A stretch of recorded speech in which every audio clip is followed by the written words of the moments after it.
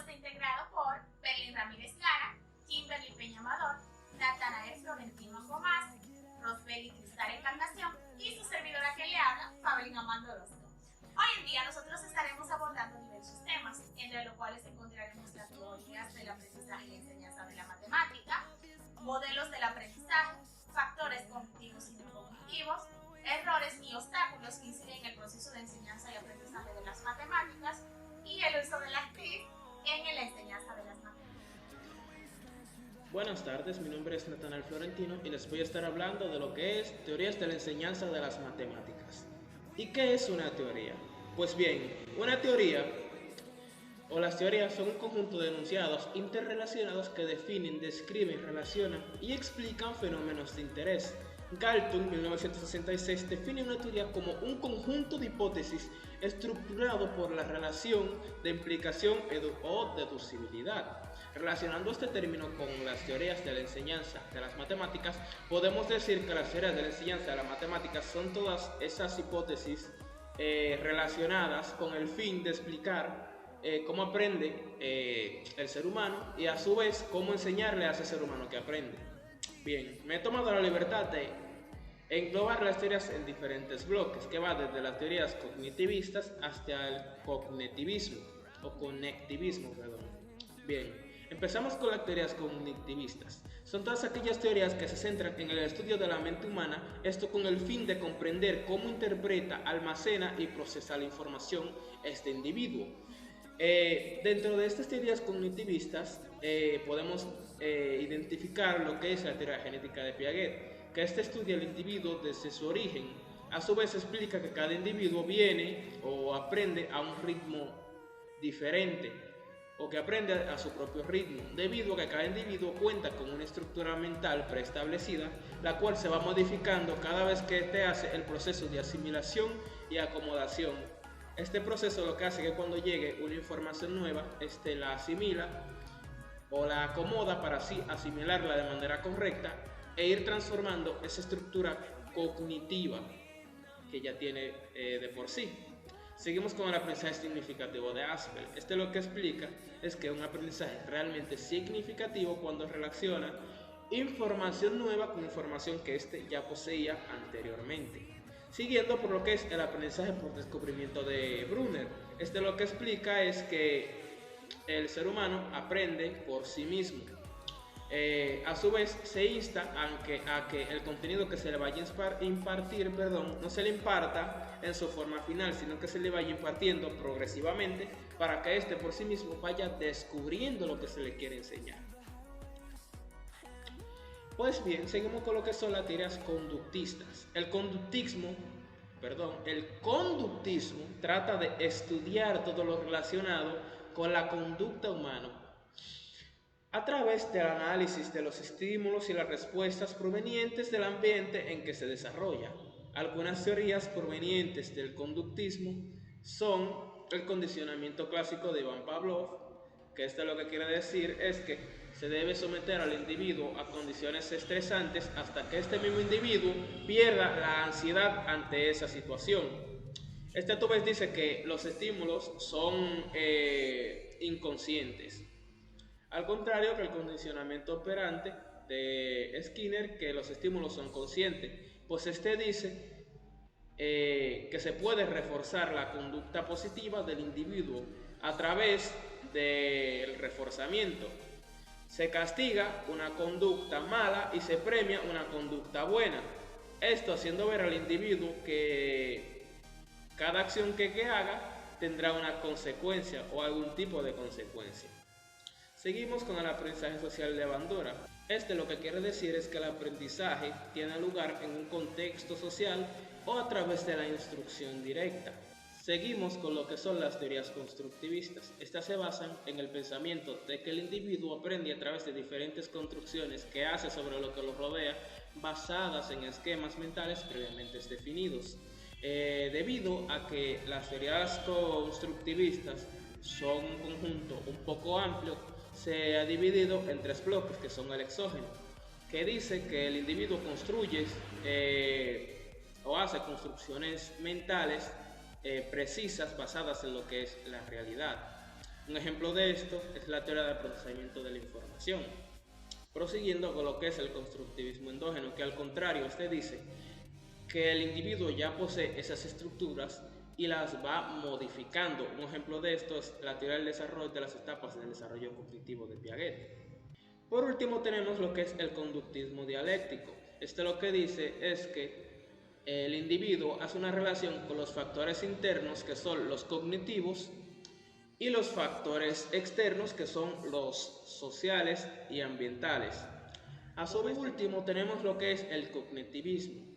El cognitivismo es la tesis de que el conocimiento se distribuye a través de una red de conexiones, por lo que el aprendizaje consiste en la capacidad de construir y atravesar esas redes. Se enfoca en la inclusión de la tecnología como parte de nuestra distribución de cognición y conocimiento. A su vez, engloba todas estas teorías, todo lo que se ha hablado del conocimiento, y le agrega la tecnología para hacerlo más eficiente. Otras teorías. Tenemos teorías del aprendizaje de Thorndike. Thorndike formula en su teoría de 1913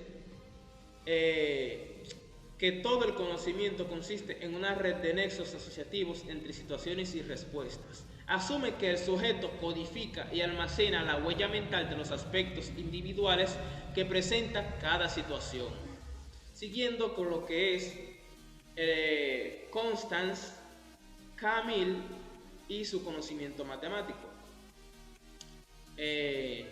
Esta divide el conocimiento matemático en tres bloques, que es el físico, que es un conocimiento de los objetos de la realidad externa; el lógico matemático, que tiene su origen en la mente de cada individuo; y el social, que depende de la aportación de otras personas. Tanto para adquirir conocimiento físico como el social se necesita el lógico matemático que el niño construye, por lo que se puede decir que cada conocimiento matemático se relaciona con el otro. Por último tenemos lo que es Nova y sus mapas conceptuales, creados en 1970. Un mapa conceptual es una herramienta de aprendizaje basada en la representación gráfica de un determinado tema o contenido mediante la esquematización de los conceptos que lo componen. O sea, en un mapa conceptual se toma una idea central y se va hablando o se toma una idea principal, y esta idea principal tiene ideas secundarias que van distribuidas jerárquicamente, abarcando el tema de manera rápida y precisa. Pues bien, hasta aquí sería mi exposición. Un último aporte que podría hacer es que todas estas teorías lo que buscan es que el proceso de enseñanza basado en matemáticas sea lo más fructífero posible, y así lograr lo que todo proceso de enseñanza quiere lograr en sus alumnos, que es el desarrollo de competencias.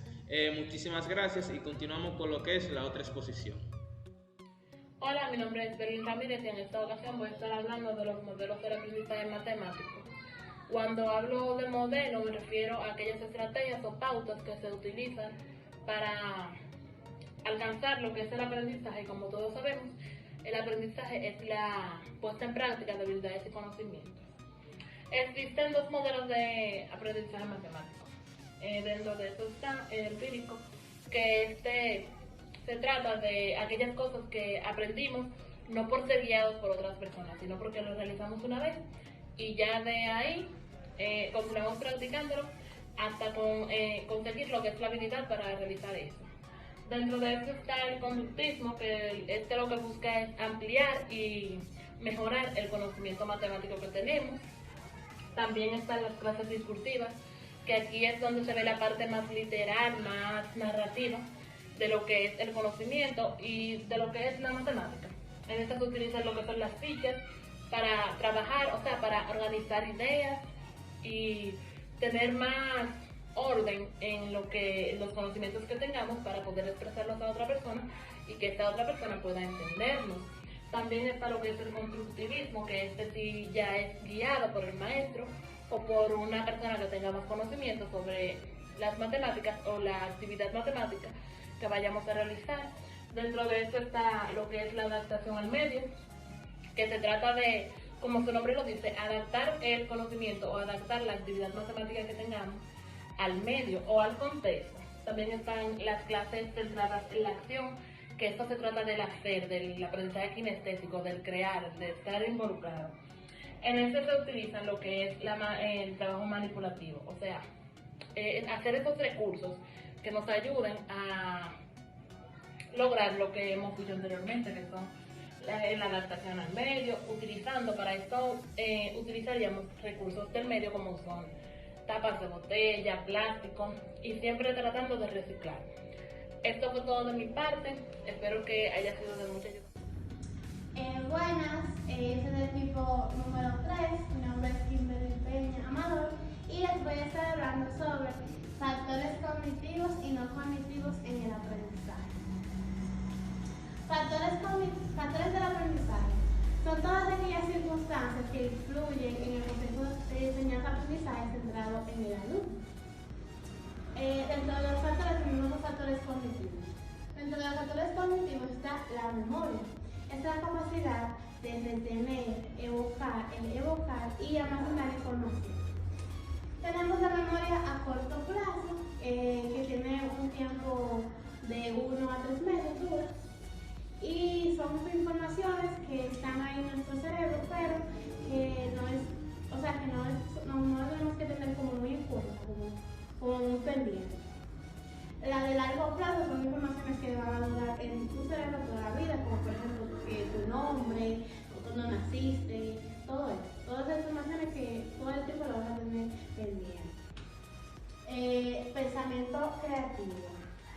El pensamiento creativo es un factor muy importante porque mediante la creatividad las personas aprenden haciendo, creando, viendo. O sea, con ese factor, este factor influye mucho en lo que es el aprendizaje.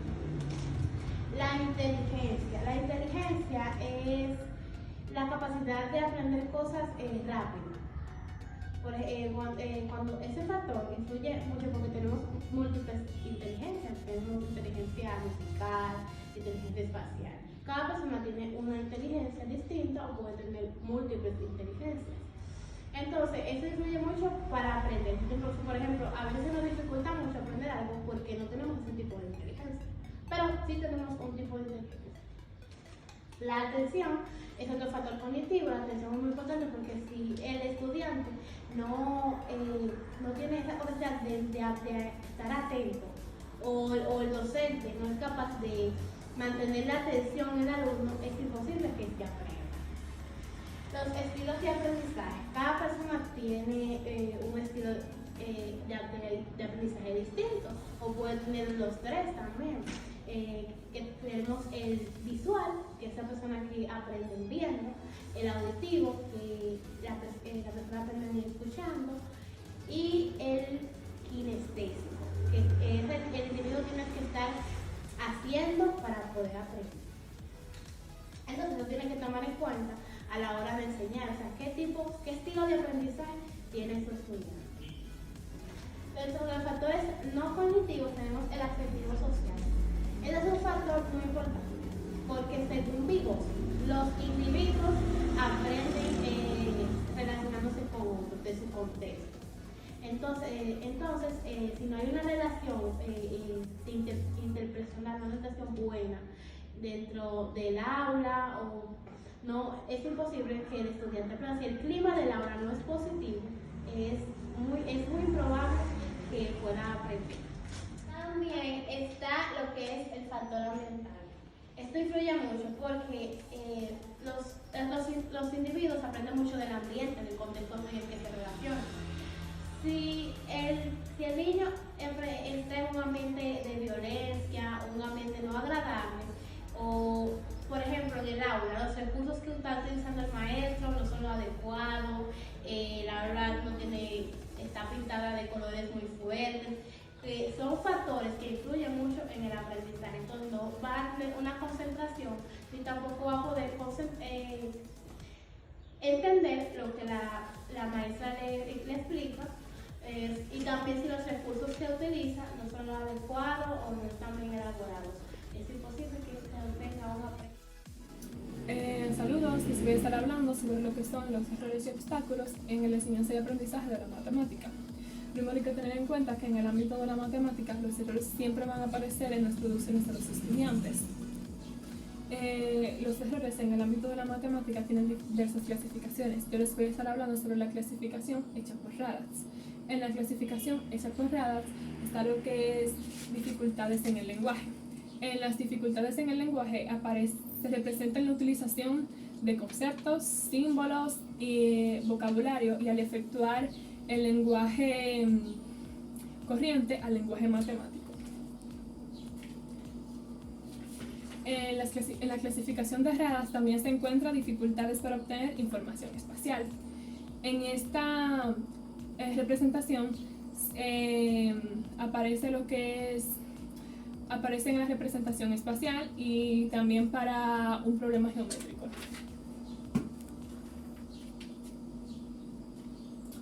También les voy a estar hablando sobre lo que son los obstáculos en el aprendizaje de la matemática.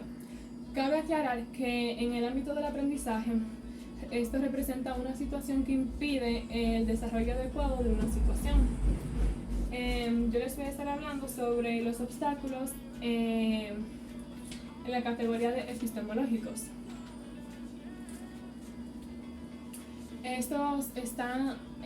Primero está la fijación de prenoniciones y conceptualizaciones. Esto dice que lleva al estudiante a situarse en afirmaciones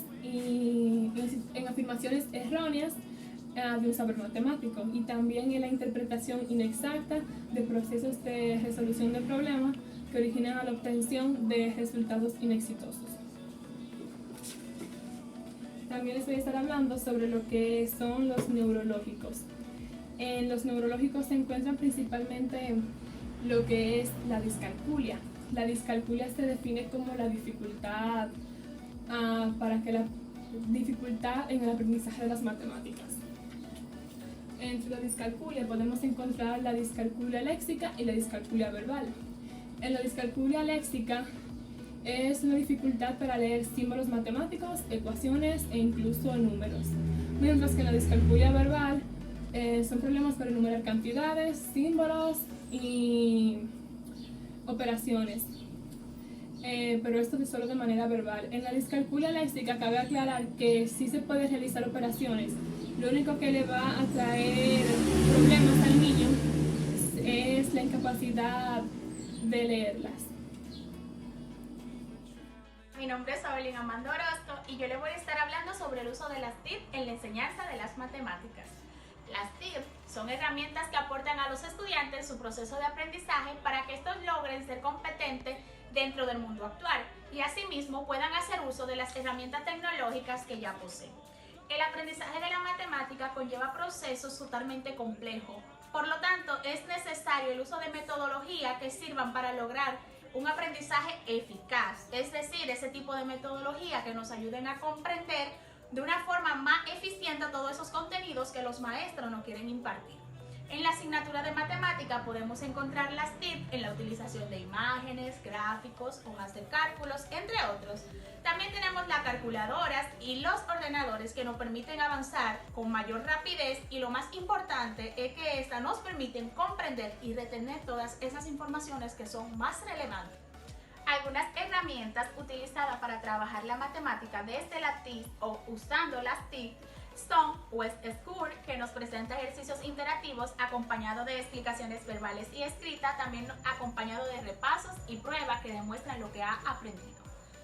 Toys, que nos permite crear y dibujar dos tipos de objetos en segunda y tercera dimensiones utilizando gráficos, texto, músicas, entre otros. También tenemos GeoGebra, que podemos trabajar geometría, álgebra y cálculo. Y tenemos Excel, que nos permite crear hojas de cálculos, gráficos que nos ayuden con esa representación. En fin, las TIC en la enseñanza de la matemática son un soporte básico, puesto que si vamos a colocar un ejemplo dentro del aula, el maestro siempre que nos va a explicar una clase siempre tiene un videíto interactivo para hacer la clase un poquito más dinámica y que nosotros podamos comprender más los conceptos. Esto ha sido todo de mi parte.